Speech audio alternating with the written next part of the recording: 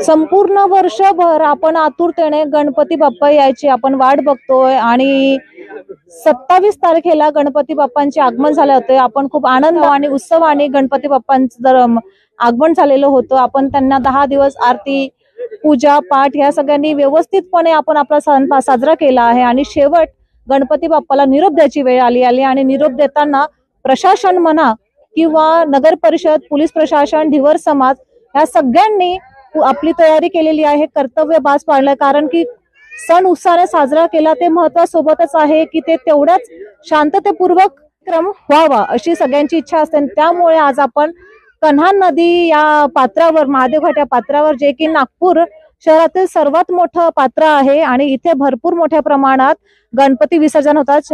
कामठी शहरातील जवळपास जे गाव आहे तिथले पण गणपती जवळपास इथे विसर्जनाला येतात।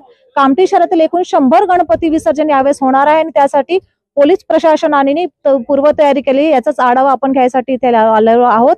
तर आपल्या सोबत जुने कामठी पोलीस स्टेशनचे वरिष्ठ पोलीस निरीक्षक जुंबळे सर आहे, त्यांच्याकडनं संपूर्ण आणि सविस्तर माहिती घेऊ की प्रशासन कशा प्रकारे सुसज्ज आहे आणि कुठल्या प्रकारची आणि पूर्वतयारी केलेली आहे।